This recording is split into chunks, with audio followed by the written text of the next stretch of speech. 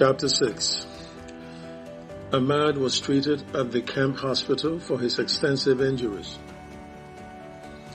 He was surprised that ZOBBO maintained a well-run clinic with a doctor and nurses. But the biggest shock, which almost gave him a heart attack, had occurred on the second day of his admission to the clinic, when the ZOBBO nurse who knocked on the door of his room to bring him his medication had been Aisha. He was laid up in bed when Aisha had walked in, and they both froze for several minutes, speechless and staring at each other as if they had both seen an apparition. Aisha took several deep breaths, then approached him slowly. "What are you doing here?" she asked him in a whisper. "I came to rescue you." "Rescue me? How are you going to do it?" "I will do it, I promise you." She became curious of how he got to the ZOBBO camp, and he regaled her with his saga from the small town where he had gone to be recruited into ZOBBO to the brutal beating he had received, which had brought him to the clinic. They spoke in whispers, so no one could hear their conversation. Their special relationship and Ahmad's mission, which Aisha had just learned about, required of them to be extremely cautious in their interaction. And then Aisha was somebody else's wife. In quotes, a fact she chose not to reveal to him just yet, lest the traumatic circumstances of how that came to be upset him. Aisha's work as a nurse in the clinic intrigued Ahmad. "How did you become a nurse for them?" he asked, still astonished to be talking to Aisha in the dreaded camp of ZOBBO to boot. It was surreal and otherworldly at the same time. Aisha told him of how she had been introduced to the camp doctor by ZOBBO human resource managers.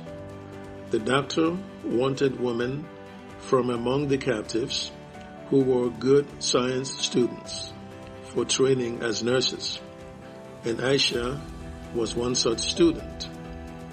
ZOBBO was wary of recruiting nurses from regular society to treat its wounded fighters, as well as the common ailments of malaria, typhoid fever, and colds that the residents of the camp suffered from occasionally. It had decided to recruit internally, and Aisha had landed the job, along with 14 others, for the 15 nursing slots at the clinic, where they worked in shifts. The doctor had given them a 2-week crash course in the basics of nursing practice. Aisha spent about an hour with Ahmad, more than twice the time she regularly spent with other patients, because she risked her colleagues outside at the nurses' station becoming curious about her long stay with Ahmad. She excused herself to leave. "I must leave now, but I will be on duty again tomorrow." "The doctor said he will discharge me this evening," said Ahmad. "I will not see you tomorrow then," said Aisha. "I must see you again somehow, Aisha. We must make out a way to see each other." "God bless you. I will see you again," she said to him. Swirling in Aisha's head as she was about to depart from the room was her marriage, in quotes, to Omar. Ahmad was obviously unaware of it. She knew he was likely to see her and Omar together on their way to general camp meetings called by sheriff and during religious events. She was certain that Ahmad would feel empathy for her about the slavish and coercive nature of the marriage. But there was also a smidgen of fear in her about Ahmad losing interest in her if he now considered her damaged goods as a consequence of the marriage. Ahmad was, after all, a man, and men were generally congenitally jealous in matters of love and romance. Ahmad's mission to rescue her was without question a supreme demonstration of love for her, and this solidified her belief that he would understand her awful marriage story when she eventually revealed it to him. I have a lot to tell you, so yes, we must find a way to see again to talk, she told him. I was informed by Audu about my training starting up next week after I get well again, he told her. Where do you live in this camp? And do you live alone? He asked. The rules here can be brutal for violators. I can't tell you where I live until our next meeting. Okay then, I will fake an injury at the end of my training so I can come here for treatment. We will take advantage of my presence to talk. That's fine. I will see you then. Aisha left the room and returned to her colleagues at the nurse's station. They had started whispering about why she was taking so long with the patient. She had gone in to deliver medications that shouldn't take her the whole day to do, they grumbled. They queried her, and she had answered that the patient asked too many questions, and she felt obligated to answer them all. The clinic was jammed with people sickened by malaria and dehydration, and one patient did not deserve an hour of a nurse's time, they complained to her. Aisha took their complaints in stride, happy to have met the love of her life again after 2 months of painful separation from him. Ahmad was discharged from the clinic in the evening, and he went home to an assigned hut in the camp annex area adjacent to the main camp. There were 2 wooden chairs, a table, and a bed inside the hut. Mats were spread on the bed in place of a mattress. There was a fireplace in a corner of the hut where cooking took place. Ashes on the floor suggested that the hut had once been somebody's abode. This person had probably been moved elsewhere or had been killed in a skirmish with the National Army.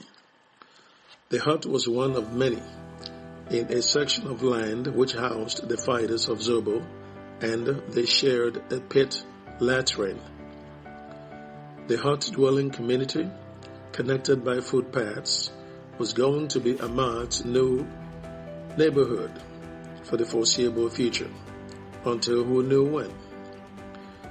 He still ached somewhat and sat on the bed minutes after a young fighter had brought him to the hut and told him it was his new living space.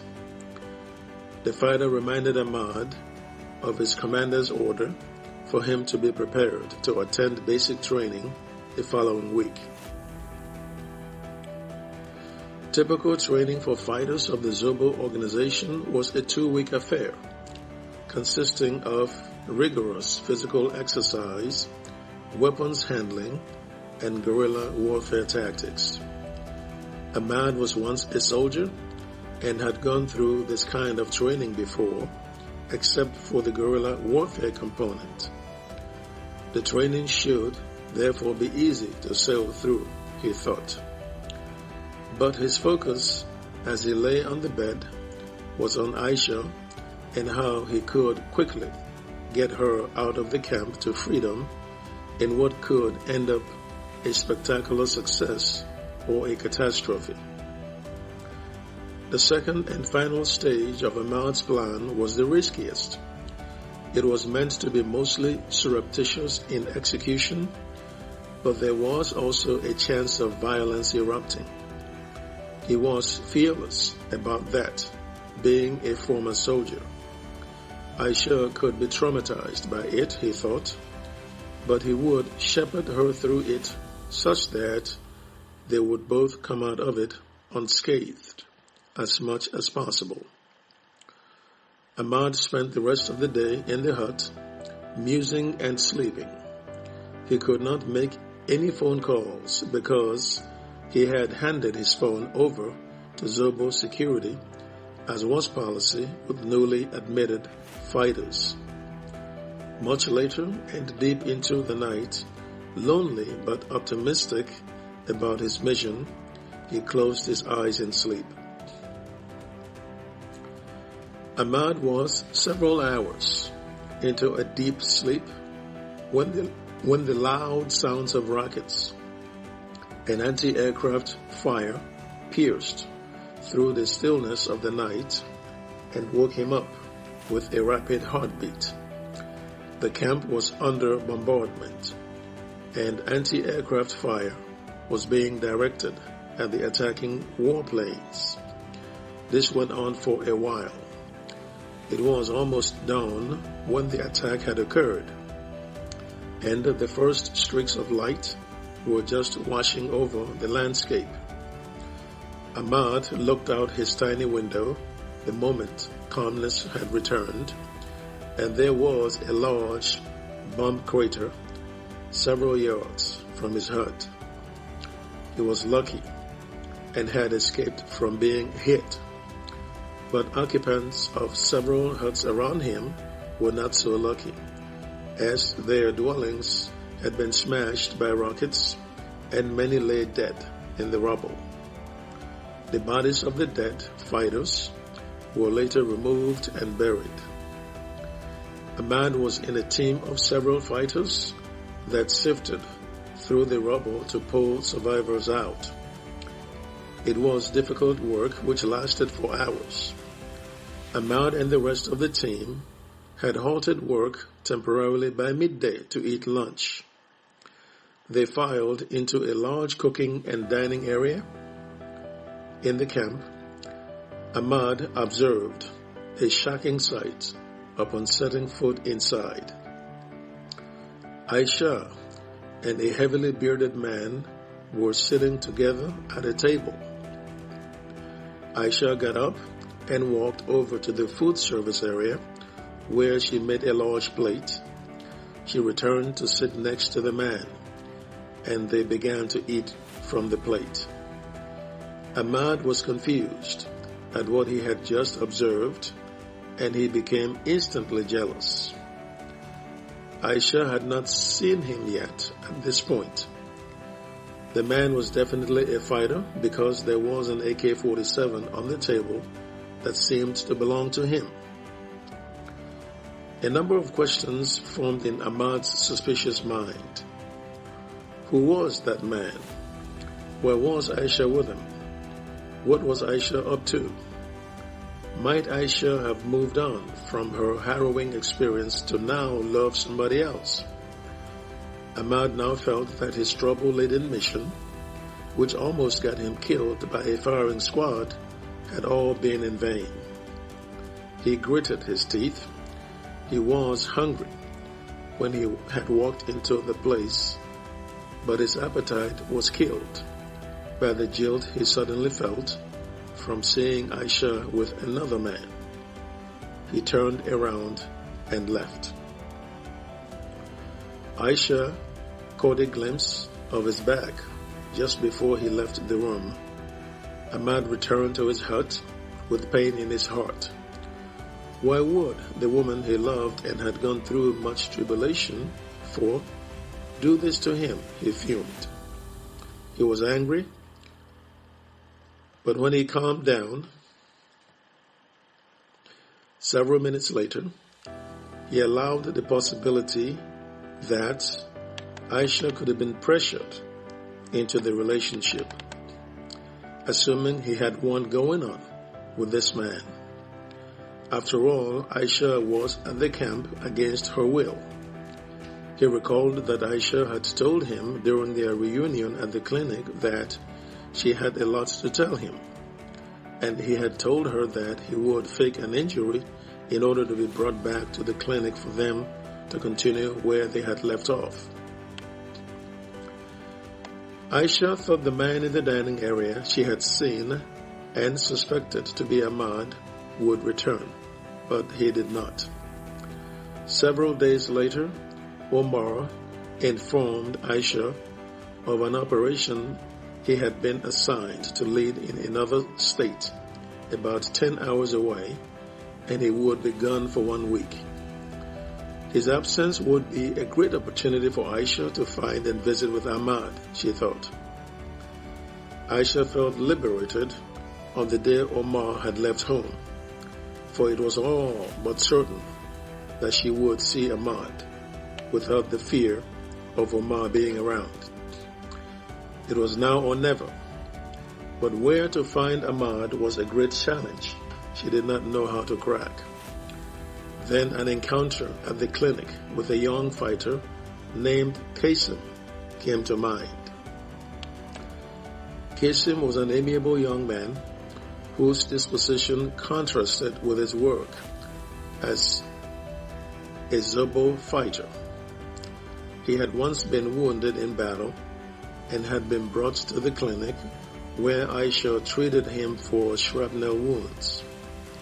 Aisha found out in general conversation with him as she cleaned and bandaged his wounds that he had been seized at a market where ZOBBO had carried out an attack.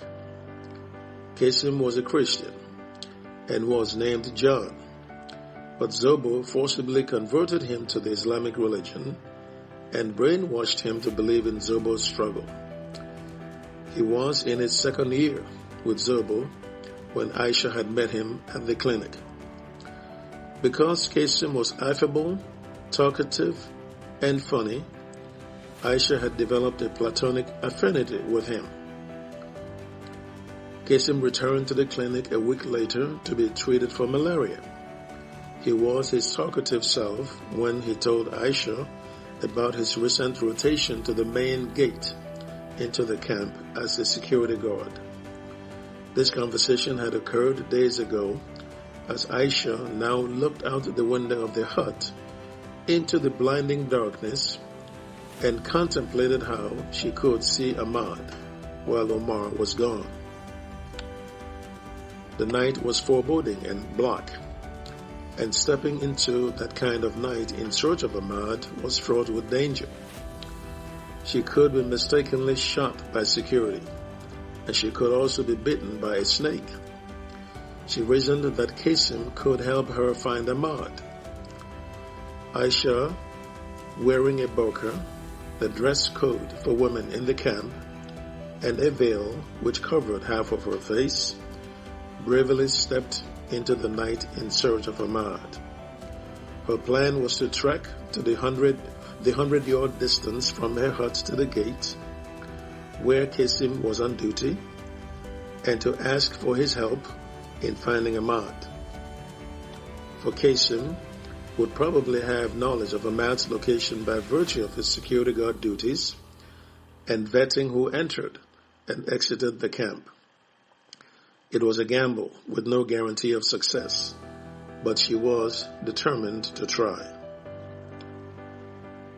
Aisha walked alone in the eerie darkness as crickets chirped and frogs intermittently croaked in puddles of water from the previous night's heavy rain.